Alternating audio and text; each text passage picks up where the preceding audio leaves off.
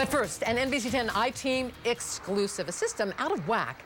And a startling statistic, nearly 20% of prisoners in the ACI, 1 in 5, on any given day, are there because of unpaid fines and fees, not because of a new crime.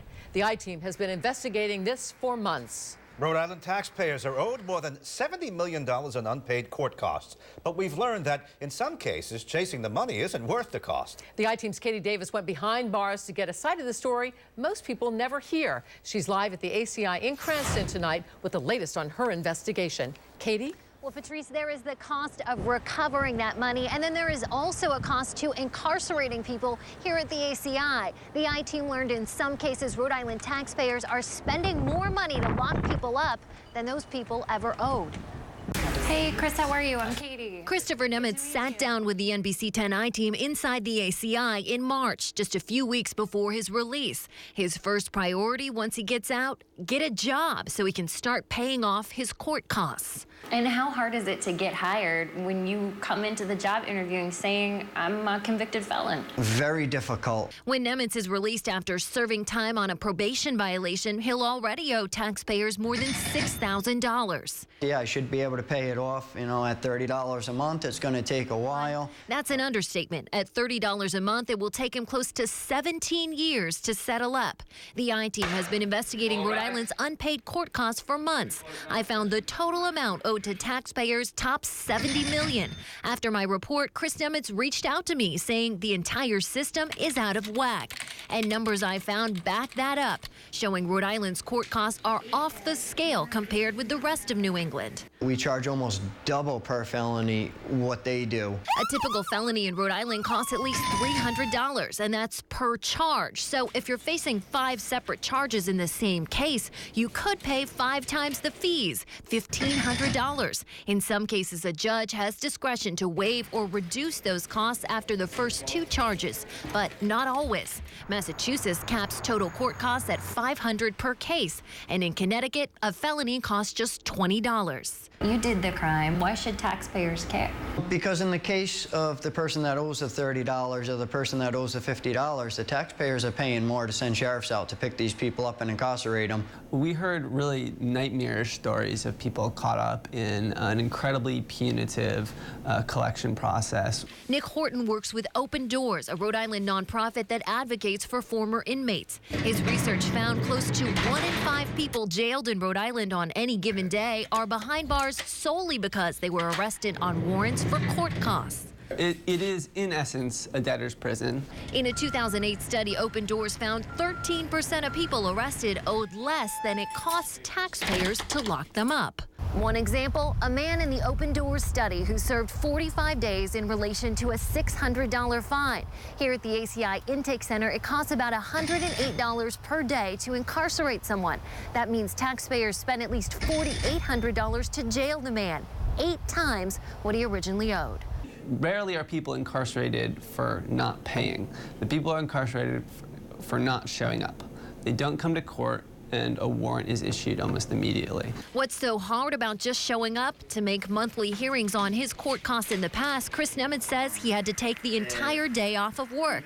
That made it tough to hold down a job. With no income, he ended up on public assistance. I collected food stamps. I collected unemployment. At some point, it comes back to taxpayers.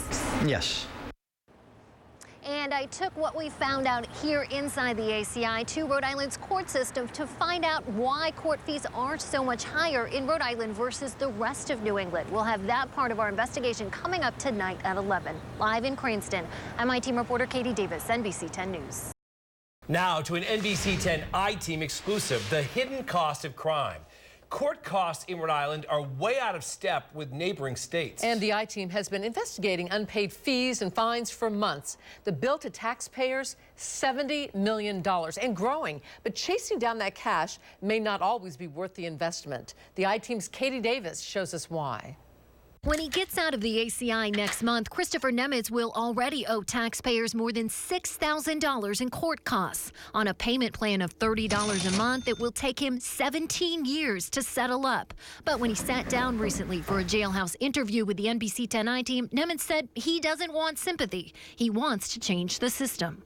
I'm fortunate I have family. There's many people in here that get arrested and they're going to leave and they're going to be homeless. Those people are never going to pay. So it's just a revolving circle. Incarcerated for court fines, more court fines build up.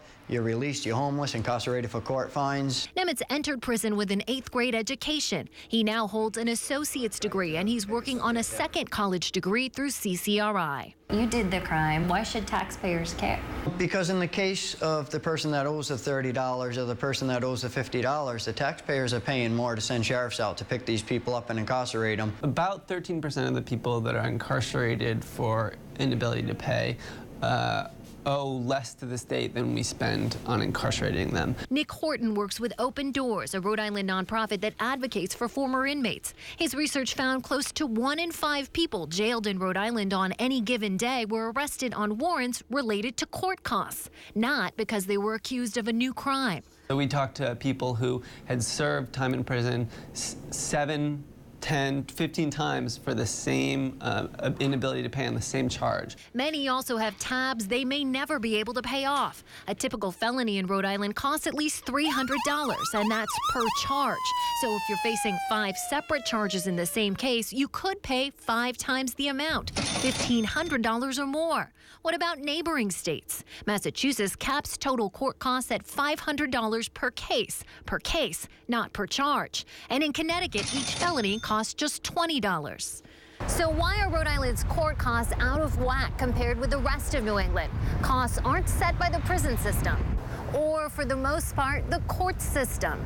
Most court costs are set forth in laws passed here at the State House. The legislature makes the policy decisions, and it's our job in the judiciary to execute them as best we can, and that's what we try to do. Court system spokesman Craig Berkey says in cases with multiple charges, a judge may have discretion to reduce or waive fees after the first 2, but not always. During just one day in Superior Court, the NBC 10 I team saw more than 100 people on the calendar for court fees and fines.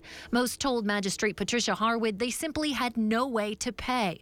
Some unemployed, others homeless or facing major medical problems. In the criminal system, we're talking about a lot of people who really don't have an ability to pay. Correct. Other states give former inmates the option to use community service to pay their debt with the judge's approval. For example, $10 of credit for every hour of work.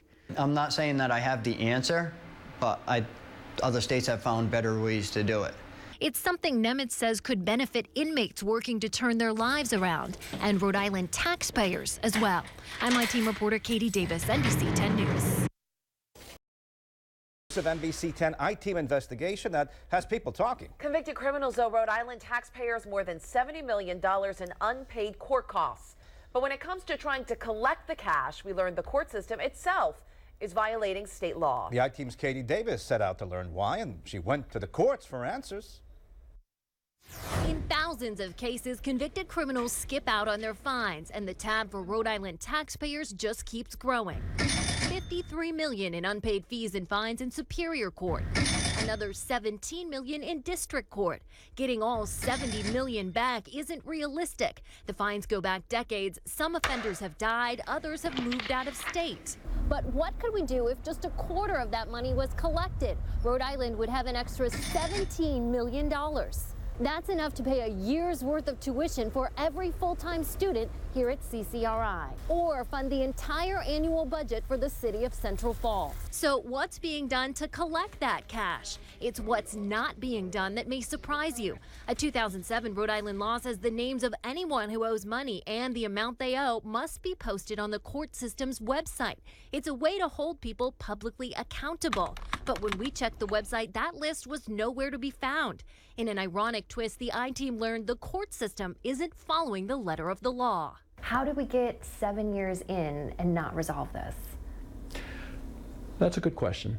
Court spokesman Craig Berkey says the list itself isn't the problem. It's language in the law requiring that everyone on the list receive 30 days written notice. We don't have that technological capability right now. A massive court system computer upgrade began in November with results expected by the end of 2016. In the meantime, the Court Connect website does allow you to search individual names and see outstanding fines. We want to comply with the law. We agree with the spirit of the law. So why pass a law that the court system doesn't have the technology to follow? I went to the State House to find out. The General Assembly can pass laws, but it's really up to the court to enforce itself. Representative Cale Keeble heads the House Judiciary Committee. He wasn't in office when the law was passed, but he promised to work with the court system going forward, possibly removing that pesky 30 days notice language. Can we look at changing just that component of the law, perhaps? I think that would make sense. The NBC 10i team uncovered another problem when we visited Magistrate Patricia Harwood's courtroom in Superior Court. On a single day, more than 140 people were on the calendar for court fees and fines. Most told the judge they simply had no way to pay. And what is your source of income? I've just been shoveling snow.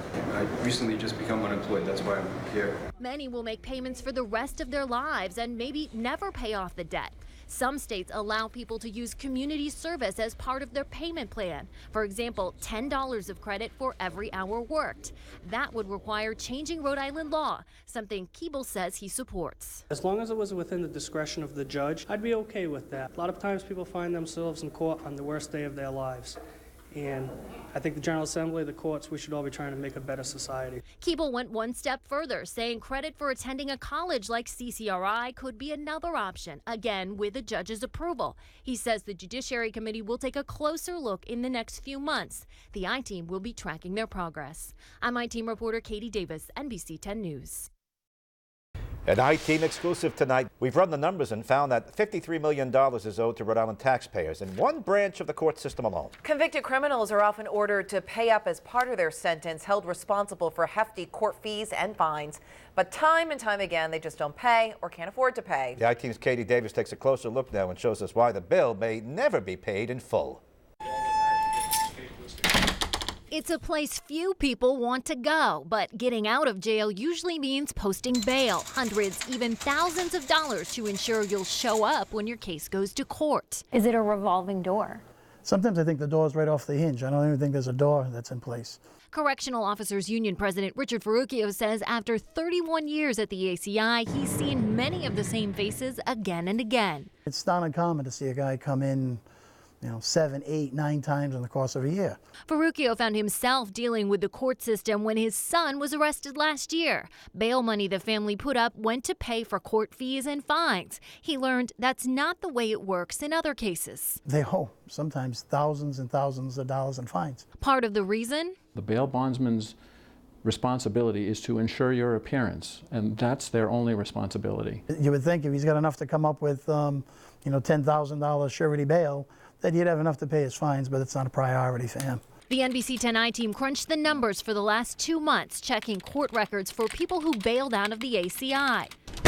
61% of those who found the money for bail didn't have the cash for their court fees and fines. In a few cases, that unpaid bill is as little as $4, but most people owe hundreds, thousands, even $10,000 or more. And it all adds up. In Superior Court alone, $3.8 million owed to taxpayers last year. Only about a quarter of that is paid, and the meter has been running for decades. The total currently owed in Superior Court, a whopping $53 million. Everyone on the street who owes the courts money either has a court date or they have a warrant. Is there a concern at some point that people don't have any fear of the court or fear of the fines? We have a pretty solid system in place. All right. That system includes Magistrate Patricia Harwood, whose days are dedicated to chasing down money that's owed to the state. On just one recent day inside Providence Superior Courtroom 14, some 140 people, all on the calendar for the same reason: court fees, fines, or other payments. And I will continue this matter out 3 months for review. And what is your source of income? I've just been shoveling snow. I recently just become unemployed. That's why I'm here. And you have no source of income while you're at the Salvation Army? No. How long have you been unemployed? About 4 years.